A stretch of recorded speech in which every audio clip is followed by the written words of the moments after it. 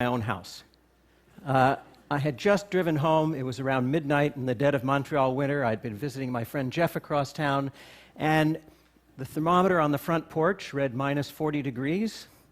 And don't bother asking if that's Celsius or Fahrenheit. Minus 40 is where the two scales meet. It was very cold. And as I stood on the front porch fumbling in my pockets, I found I didn't have my keys. In fact, I could see them through the window lying on the dining room table where I had left them. So I quickly ran around and tried all the other doors and windows, and they were locked tight. I thought about calling a locksmith. At least I had my cell phone, but at midnight, it could take a while for a locksmith to show up, and it was cold. I couldn't go back to my friend Jeff's house for the night because I had an early flight to Europe the next morning, and I needed to get my passport and my suitcase. So, desperate and freezing cold, I found a large rock, and I broke through the basement window, cleared out the shards of glass. I crawled through. I found a piece of cardboard and taped it up over the whole opening, figuring that in the morning on the way to the airport I could call my contractor and ask him to fix it. This was going to be expensive, but probably no more expensive than a middle-of-the-night locksmith. So I figured under the circumstances I was coming out even. Now, I'm a neuroscientist by training, and I know a little bit about how the brain performs under stress. It releases cortisol, that raises your heart rate, it modulates adrenaline levels, and it clouds your thinking. So the next morning, when I woke up on too little sleep, worrying about the hole in the window and the mental note that I had to call my contractor and the freezing temperatures and the meetings I had upcoming in Europe, and with all the cortisol in my brain, my thinking was cloudy, but I didn't know it was cloudy because my thinking was cloudy. And it wasn't until I got to the airport check-in counter that I realized I didn't have my passport. So I raced home in the snow and ice, 40 minutes, got my passport, raced back to the airport. I made it just in time, but they had given away my seat to someone else, so I got stuck in the back of the plane next to the bathrooms in a seat that wouldn't recline on an 8-hour flight. Well, I had a lot of time to think during those 8 hours of no sleep. And I started wondering, are there things that I can do, systems that I can put into place that'll prevent bad things from happening? Or at least if bad things happen, will minimize the likelihood of it being a total catastrophe. So I started thinking about that, but my thoughts didn't crystallize until about a month later. I was having dinner with my colleague Danny Kahneman, the Nobel Prize winner, and I somewhat embarrassedly told him about having broken my window and forgot my passport. And Danny shared with me that he'd been practicing something called prospective hindsight. It's something that he had gotten from the psychologist Gary Klein, who had written about it a few years before, also called the pre-mortem. Now, you all know what the post-mortem is. Whenever there's a disaster, a team of experts come in and they try to figure out what went wrong, right? Well, in the pre-mortem, Danny explained, you look ahead and you try to figure out all the things that could go wrong, and then you try to figure out what you can do to prevent those things from happening or to minimize the damage. So what I want to talk to you about today are some of the things we can do in the form of a pre-mortem. Some of them are obvious, some of them are not so obvious. I'll start with the obvious ones.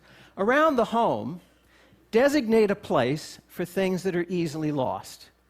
Now, this sounds like common sense, and it is, but there's a lot of science to back this up based on the way our spatial memory works.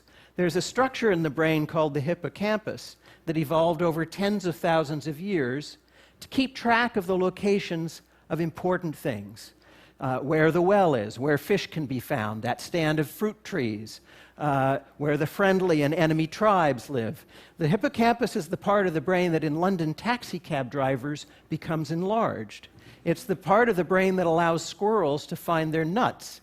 And if you're wondering, somebody actually did the experiment where they cut off the olfactory sense of the squirrels, and they could still find their nuts. They weren't using smell, they were using the hippocampus, this exquisitely evolved mechanism in the brain for finding things. But it's really good for things that don't move around much, not so good for things that move around. So this is why we lose car keys and reading glasses and passports. So in the home, designate a spot for your keys, a hook by the door, maybe a decorative bowl, for your passport, a particular drawer, for your reading glasses, a particular table. If you designate a spot and you're scrupulous about it, your things will always be there when you look for them. What about travel? Take a cell phone picture of your credit cards, your driver's license, your passport. Mail it to yourself so it's in the cloud. If these things are lost or stolen, you can facilitate replacement. Now, these are some rather obvious things. Remember, when you're under stress, the brain releases cortisol. Cortisol is toxic, and it causes cloudy thinking. So part of the practice of the premortem is to recognize that under stress, you're not going to be at your best, and you should put systems in place. And there's perhaps no more stressful a situation than when you're confronted with a medical decision to make. And at some point, all of us are going to be in that position where we have to make a very important decision about the future of our medical care or that of a loved one to help them with the decision. And so I want to talk about that. And I'm going to talk about a very particular medical condition, but this stands as a proxy for all kinds of medical decision-making, and indeed for financial decision-making and social decision-making, any kind of decision you have to make that would benefit from a rational assessment of the facts. So, suppose you go to your doctor and the doctor says, I just got your lab work back. Your cholesterol is a little high. Now, you all know that high cholesterol is associated with an increased risk of cardiovascular disease, heart attack, stroke. And so you're thinking having high cholesterol isn't the best thing. And so the doctor says, I'd like to give you a drug that'll help you lower your cholesterol, a statin. And you've probably heard of statins. You know that they're among the most widely prescribed drugs in the world today. You probably even know people who take them. And so you're thinking, yeah, give me the statin. But there's a question you should ask at this point, a statistic you should ask for that most doctors don't like talking about, and pharmaceutical companies like talking about even less. It's for the number needed to treat. Now, what is this, the NNT? It's the number of people that need to take a drug or undergo a surgery or any medical procedure before one person is helped. And you're thinking, what kind of crazy statistic is that? The number should be 1. My doctor wouldn't prescribe something to me if it's not going to help. But actually, medical practice doesn't work that way. And it's not the doctor's fault. If anybody's fault, it's the fault of scientists like me. We haven't figured out the underlying mechanisms well enough. But GlaxoSmithKline estimates that 90% of the drugs work in only 30 to 50% of the people. So the number needed to treat for the most widely prescribed statin, what do you suppose it is? How many people have to take it before one person's helped? 300. This is according to research by research practitioners Jerome Groopman and Pamela Hartzband, independently confirmed by Bloomberg.com. I ran through the numbers myself. 300 people have to take the drug for a year before one heart attack, stroke, or other adverse event is prevented. Now, you're probably thinking, well, okay, 1 in 300 chance of lowering my cholesterol. Why not, doc? Give me the prescription anyway. But you should ask at this point for another statistic, and that is, tell me about the side effects, right? So for this particular drug, the side effects occur in 5% of the patients. And they include terrible things, debilitating muscle and joint pain, gastrointestinal distress. But now you're thinking, well, 5%, not very likely it's going to happen to me. I'll still take the drug. But wait a minute.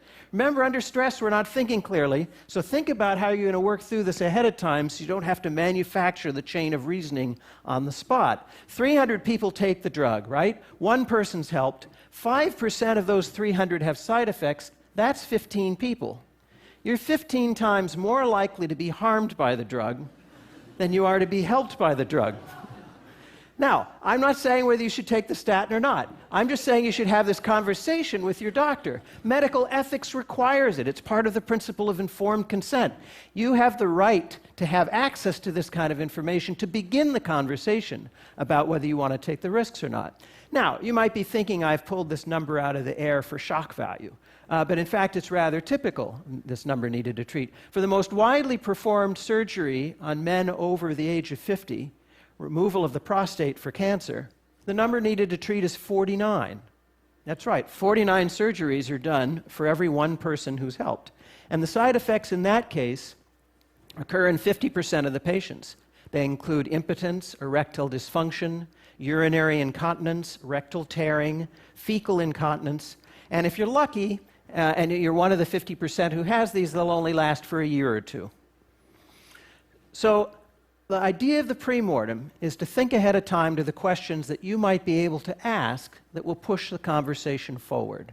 You don't want to have to manufacture all of this on the spot. And you also want to think about things like quality of life, because you have a choice oftentimes. Do I want a shorter life that's pain-free, or a longer life that might have a great deal of pain towards the end? These are things to talk about and think about now with your family and your loved ones. You might change your mind in the heat of the moment, but at least you're practiced with this kind of thinking. Remember, our brain under stress releases cortisol, and one of the things that happens at that moment is a whole bunch of systems shut down. There's an evolutionary reason for this. Face to face with a predator, you don't need your digestive system or your libido or your immune system, because if your body is expending metabolism on those things and you don't react quickly, you might become the lion's lunch, and then none of those things matter. Unfortunately, one of the things that goes out the window during those times of stress is rational, logical thinking, as Danny Kahneman and his colleagues have shown. So we need to train ourselves to think ahead to these kinds of situations. I think the important point here is recognizing that all of us are flawed. We all are going to fail now and then. The idea is to think ahead to what those failures might be, to put systems in place that will help minimize the damage or to prevent the bad things from happening in the first place.